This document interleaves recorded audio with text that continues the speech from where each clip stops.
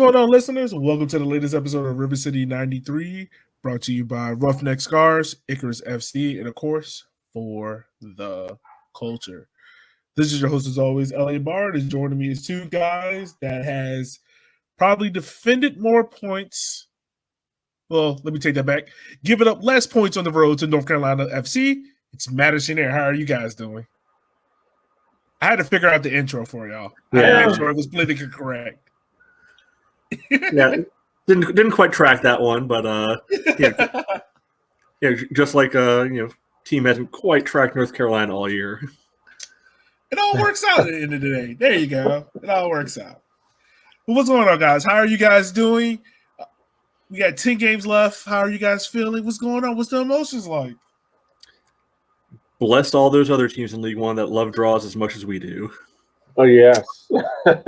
My thoughts are exactly. I don't know how we have done it, but I think if we go back 4 weeks, Richmond was 10th in the table, and we were ready to hit the panic button and be like, "This ain't looking right." And now we are 6th in the table. Yeah. This is one of those seasons where I think from first to 10th is going to scramble around consistently for the rest of the season. Those places, they're going to shift throughout the rest of the season. Everything's so close. I don't know about first and second.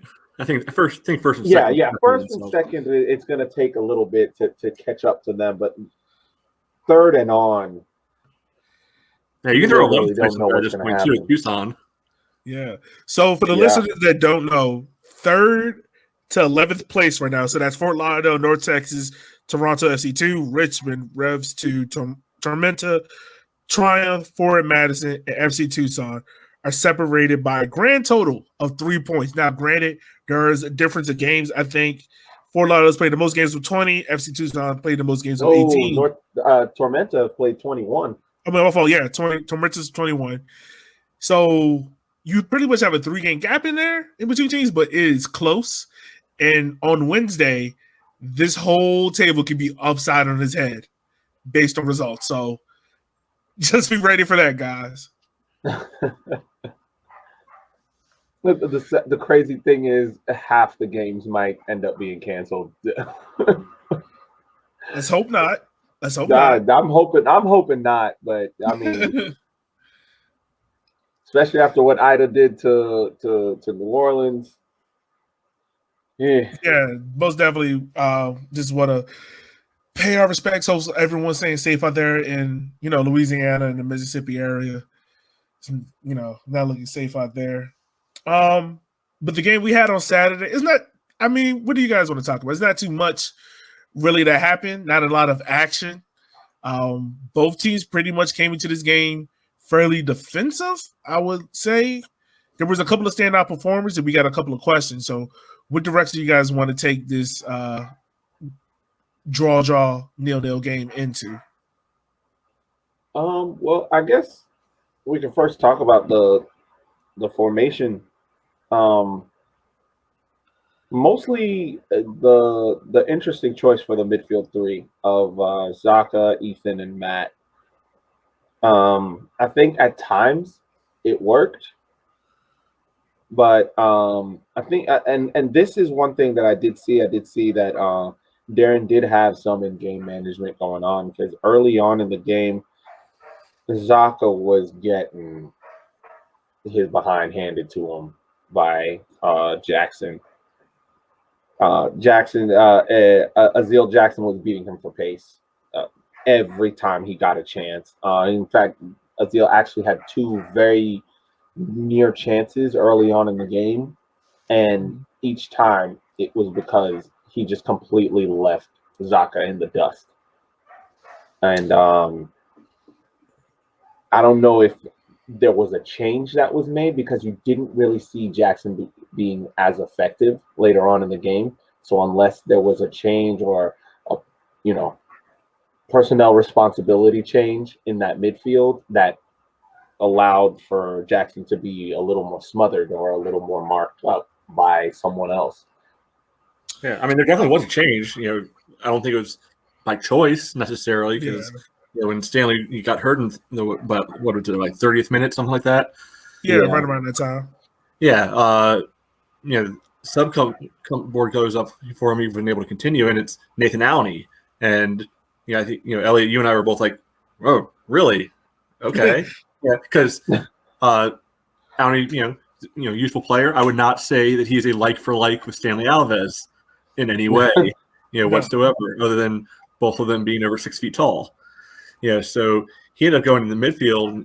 Bolduc, went out into that wide position I was just playing, but it, reshifted, the midfield alignment as well. It looked like Zaka got moved, maybe a little further forward. He was pushing a little higher up than he normally does.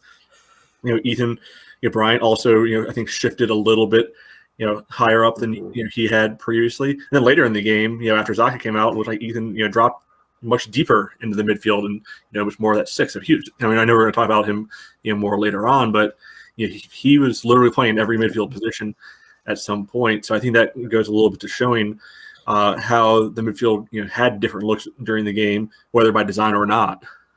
Yeah, most definitely. If there's anyone that can really say they had a good performance in this game, it's got to be Ethan Bryant. Like, he's probably our most dangerous force going forward. But that Stanley injury, and it did look like a non-contact injury for what I can remember. So first and foremost, best wishes out to Stanley. We hope you have a speedy recovery and can see you back out there. But when Stanley was out there, man, he looked pretty well. He looked dominant, really good at hold-up play, really good at distributing the ball, was mixing it up, and seemed to be drawing a lot of defenders towards him and kind of leaving Matt and Emmy to have a lot of free reign, a little bit more one-on-ones. When he got injured and got subbed off, like Matt, you were saying, Ani came on, and I feel like Darren is using Ani in the Luke role of where I can plug him wherever to do a job because I know he's going to work his butt up. I know he's going to hustle. I know he's going to do the little things. But with Ani, you kind of already feel like when you kind of felt that sub, you're like, all right, well, we're not attacking anymore. We're kind of sitting back and just if a counter comes, a counter comes. Because I don't look at Ani as a creative force.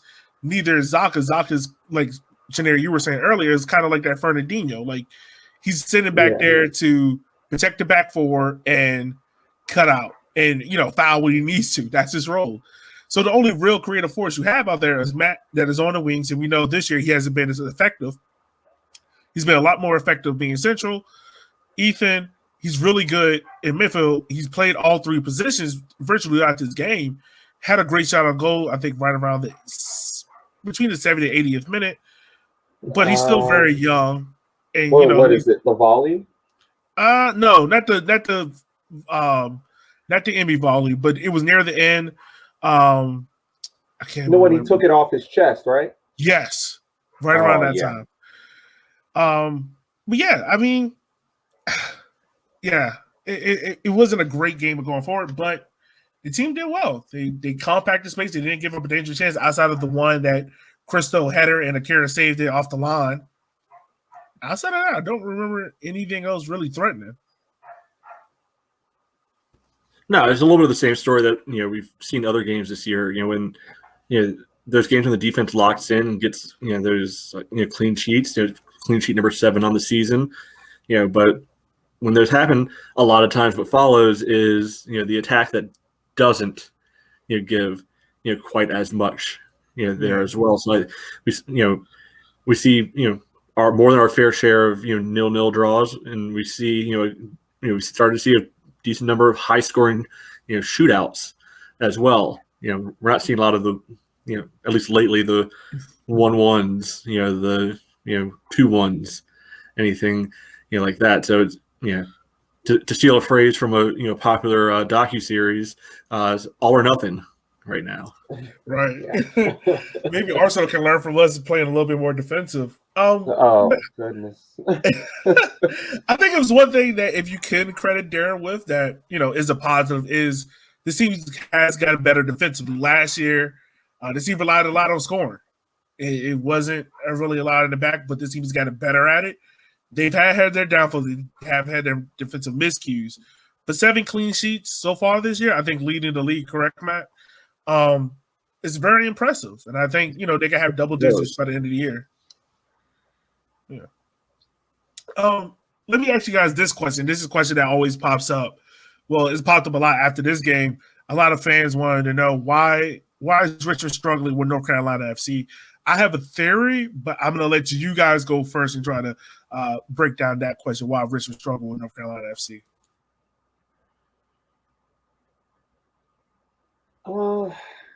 It's hard to tell. I just think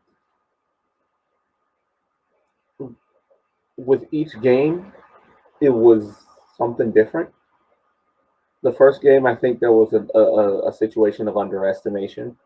The second game is thinking that we figured them out from the first game and not really realizing that they have evolved since that first game, and what some of their strengths and weaknesses were in that first game are a little different by the time the second game rolls around.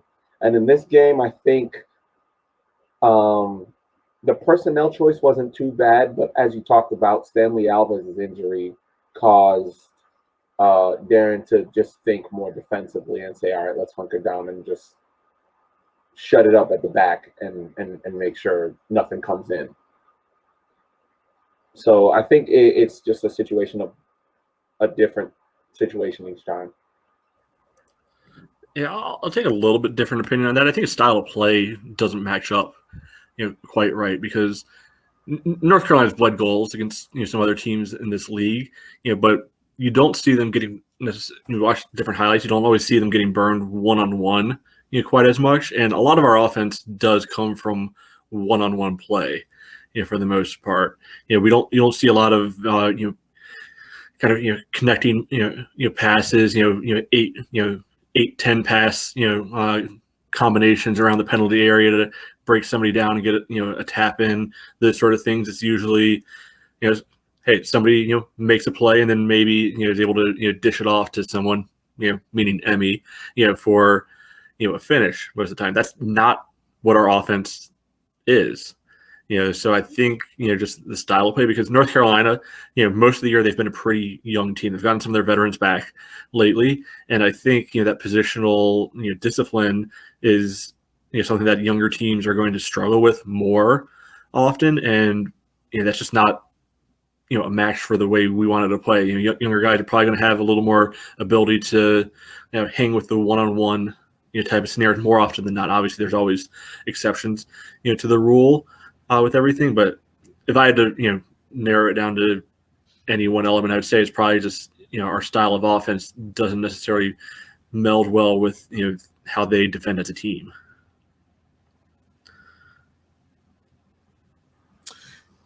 Yeah. Was you about to say something, Shanae? No, I was just going to say that, I mean, with the thing about North Carolina is they're a bit of a Jekyll and Hyde team. Same as us. You look at them; they're actually tied in second place in clean sheets. We have 7; they have 6. And even though they have lost a lot of games, there is that sense of slightly, I guess you can say, individual defensive cohesion. And that kind of ties into what Matt is saying with regards to the fact that they're not going to get beat one-on-one. It's gonna take a team effort to cut through their defense, to dissect their defense, and we don't do that. We don't dissect defenses. We rely on players. Right. I mean, you look even at the one goal we scored against them this year. It was that scramble off a corner kick, where it kind of got recycled through the box a couple times before Vaughn finally gets on the end of it and chips that little cross into Emmy to finish. It wasn't. It was built off of more tracking runners breakdown. Like, I mean, it was wide open on the 6 for a finish. It wasn't something where they had time to be able to look at and organize. It was reactive, and that's where they broke down. Yeah, very true. I think the biggest reason why Richmond is struggling against North Carolina is we're literally playing against our doppelganger. Both teams literally do the same exact thing. Sit back, counter, play it over the top, Don't spend a whole bunch of these 8-9 passes. Like the most passes you might get in a row is 5 before either A, they lose it, or B, there's a shot on goal, or C, a combination of both. Both teams barely played through the middle. Both teams have one player that can kind of destroy a whole team's tactics. Emmy and JT Kamara for them. Yeah. Like it's literally like playing ourselves. I think that's teams that we do better against are teams that are going to push up a little bit more higher, that we can get in behind and exploit that space. Teams like Revs 2, I'm trying to think who else. Like North Texas when we came back against them. Teams like that. Teams that kind of sit back a little bit more, and that can, play compact. We struggle with. Yeah, shout out to North Carolina, by the way, for leaving Kamara on the bench. Appreciate that one. Yeah. Even though when he came in, and look, this is another player that I want to shout out because he had a really, really good game, and I was really proud of him. I think Calvo. I mean, not think Calvo. I know Calvo. He had a really good game. Really good game. He had a couple of key shutouts, a couple of key one-on-one defenders. I know that's one thing that we kind of harped on about is this 1v1 defending. He didn't get a beat wrong in this game. And even with JT coming on, I know he was a late sub, or not late sub, around 70th minute. He didn't really have any impact. And what I thought he was, because I thought when he was subbing in, I was like, oh boy, this about this year, they was going to put him on Nathan Arney. And I was like, oh, this is about to be a wrap. Like, he about to score one to go in. He did it. Yeah. Look, as much as sometimes we might look at the glass half full, half empty, and be like, oh, this team could have did this more, did that more. You got to take your hats off to Richmond. Even though it's a draw at home and, we've had our fair share of draws, this team played a very good defensive game against a team that you gave up 6 goals to in the last 2 games. In that last game against them, everything went wrong and nothing looked right defensively. So credits to their in the team. They got it right defensively. Yeah, I'll shout out the defense.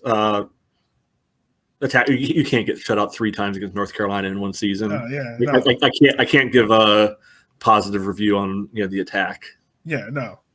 But the defense, I can tip my hat to because you did a much. Yeah. You cut out the errors. Yeah, I'm on board with that. You cut out the errors. Like one of the big starts was Cristo. Yeah, but Cristo, Ani and Cristo look a lot more solid, look a lot more comfortable. I say that. Zach did a good job. See, Monty, man, when it's all said and done, Matt, your prediction about Monty might be right because he is the king of poop housery. Like he'll do little things that will piss you off as a player. Like I think it was one time, like there was a foul and he like kicked the ball, but he didn't kick it in a way that would be like a foul. Like, he kind of just walked past it and tapped it, or like he'll head the ball, but he'll give the little player a tap in the back. Little things. You want to mess with a guy who chooses to wear long sleeves under his jersey in August in Richmond? This is also true. Yeah.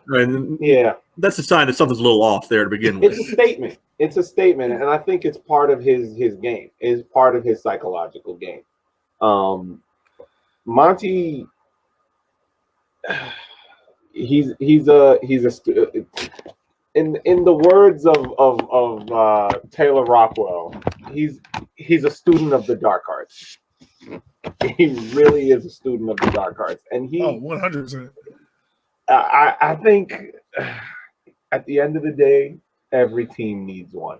If you want to be successful, you got to have that one player that knows how to get underneath other players' skin and find the hothead on the other team and just poke at him and rile him up until he does something dumb. And I think Monty is that player for us. He's that player that can be like, who am I going to piss off today? I wonder if Darren does that in the team meeting. Be like, all right, everyone, you guard these people. Monty, who do you feel like pissing off the most? I want him. Like, he's our Dennis Rodman. I'm just waiting for the day when Monty shows up to the game one day with like the cheetah print hair all over. Like, I can't wait for that. That's Monty. Now I'm imagining Monty leaving the team for like 48 hours to go to Vegas before we go on the playoff stretch.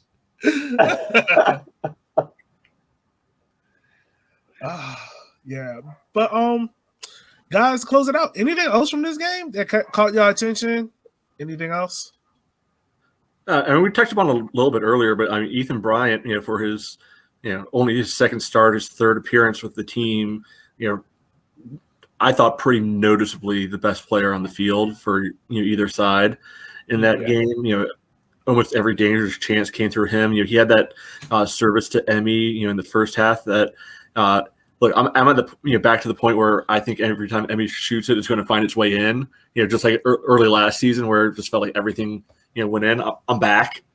There. So he went for that, kind of flying scissor kick, flying volley, and I'm like, oh, this, here we go. Yeah, he missed. No, the way Ethan found Stanley on that when the one touch, I mean, he pinged that diagonal ball and to get it over, I forgot which center back it was, literally right over that player's head and literally right on Stanley's foot. And I mean, Stanley didn't really have to do much to put that ball in the middle for Emmy, and that's why I was saying that. We talked about it before we started recording. I was saying that I think Ethan has the ability to be the next Riley Kraft. Like, he has that creativity, he has that drive, he has that flair, and I think with a little bit of fine tuning, he can be the next Riley Kraft. Yeah, I mean, he's bringing a lot of the stuff that we talked about that we've been missing, in that midfield role, where that guy who can really be able to drive forward and provide that extra set of creativity, be able to build some of those extra creative passes. And this is no disrespect to like Victor or Neil or anyone who's been playing in that role so far this year, but Ethan brings a different dimension to it. I think he brings a little. I hate saying he brings energy to it because it implies that the other guys aren't trying, and I know that's not true in any way whatsoever. But his energy gets applied differently. He kind of manifests it in a manner that I think it's beneficial to the team, and in a way that give him a little bit more time to learn where certain guys like the ball, certain guys want the ball, and there's the potential for some real dividends to be paid for him and for this team, and hopefully for our sake leading to playoffs and results there, and for his sake propelling him back into a bigger position in San Antonio or back in Europe if he wants to go back that direction, wherever that might be. To make your point, man, about the energy and the myth, I don't think that's a bad point. I think what you were saying is true. Like, even he brings a totally different thing. He's that connector piece from the defense to the attack that we've been missing. Zaka, like we said, he's a destroyer. Victor, we kind of know his role now. As much as we love his deep line quarterback passing, he's kind of a destroyer in the same role as well. Neil's more of a flair number 10. Matt's kind of a workaholic number 10.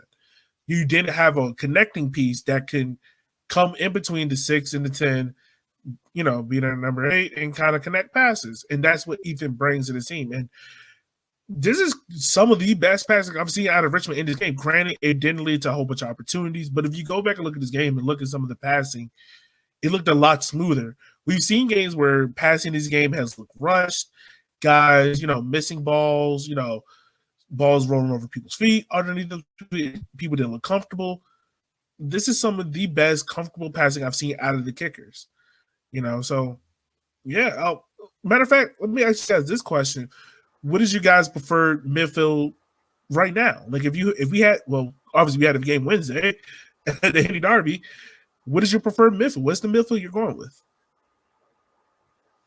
I mean, I feel like if you want a midfield that can dominate possession, and if we wanted to start playing through the midfield,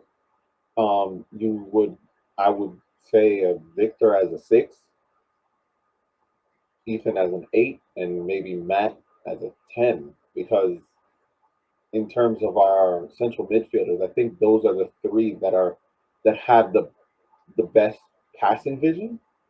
Like you said, Victor being that quarterback type number 6, he gives you that outlet from the center backs, the outlet for the center backs, and then connecting through to Ethan, who can connect that defense to the offense, and Matt being the workaholic that can create and maybe find Emmy or Bolaños or Stanley or Olex or whoever is open out of those 3 or 4. Yeah, I mean, really, I think that the best thing about Ethan being in the group now is that it gives you options of how you can be able to structure the team, because we saw combinations early in the year that just did not fit together well. I'm hesitant to want to say a midfield without Zaka, just because I do think he covers so much ground and erases so many of other people's mistakes through there that I can live with him not being the world's greatest long ball passer or anything. So I still think you have Zaka in there. You get Ethan in there. Obviously, we're not going to hype him up for 5 minutes straight and then drop him straight to the bench or anything. And then, I think it depends what you want to try to accomplish with how you want to play in the attack. I mean, I can see the argument for Neil. I can see the argument for Bolduc. There. I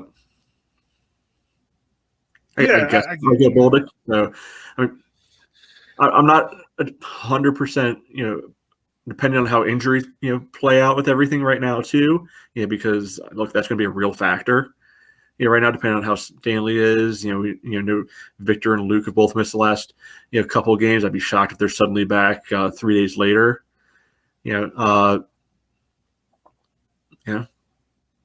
I wouldn't be stunned if you do see, maybe Bolaños get dropped back, maybe even drop back and go for the speedsters up front, especially against slow-footed Connor Tobin. I will not use his nickname. His name is Connor. Yes. So there's options there for, and now it's good options instead of just, all right, well, here's a couple pieces. Yeah. My preferred midfield 3 going into the game on Wednesday is definitely Zaka, Ethan, and Matt. I think you get the best out of that midfield. Neil right now is a little bit out of form. And not saying like anything's wrong with it. Neil just hasn't had. It's been too inconsistent. Let me say that. I'm trying to be really nice. It's been too inconsistent from Neil. There's been moments where he's kind of gone missing in games, and you're not too sure like what is going on. Like, what is his preferred role?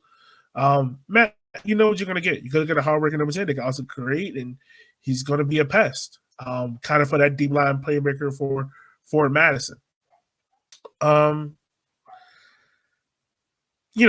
That God, I can't believe I said that name. That pink team. But with the game on Wednesday, guys, what are you guys expecting? Who you think is going to be the X factor in that game on Wednesday? What do you guys think? So before I answer that one real quick, something that kind of came to me while we were talking, and I was thinking back to last year, I really do think that Darren's midfields tend to work a little bit better when there's more mobile players in there. So I think that's where Ethan's come in. That's where we've seen a little bit of struggle sometimes. With Neil, he's got all the foot skill in the world, but I think Darren set up a system where he needs hustle guys in the midfield. It's not necessarily for the attack, but to cover do the dirty work on the defensive side too, to be able to support there. Yeah, I agree. Yeah. X factor, I think. Whether it's Bolduc, whether it's whoever kind of ends up in that central midfield slot that's going to be more attacking focused. I think that's the guy that needs to be able to perform. Because we know the defense. If they are have the structure in place, they can be able to they can do the job. We know that Bolaños or Olex or whoever is on the wing can they'll get a lot of chances. They'll put together something for one or two of them during the course of the game. But if we can get that added dimension of somebody who can be able to, give us something through the middle of the field, I think that could be the difference maker. Yeah, I agree. Shanair, what you think, man? I don't know. Especially looking at the last game that they had against the last team that we played against North Carolina, there is. I don't think there was too much between the two teams. However, I think there isn't as much directness with forward Madison, and I think because of that, there may be an opportunity for us to be able to allow our defense to do their job. Uh, for me, the biggest thing is what can we do on the attack? What can we do going forward against a forward Madison team? Uh, to be honest with you,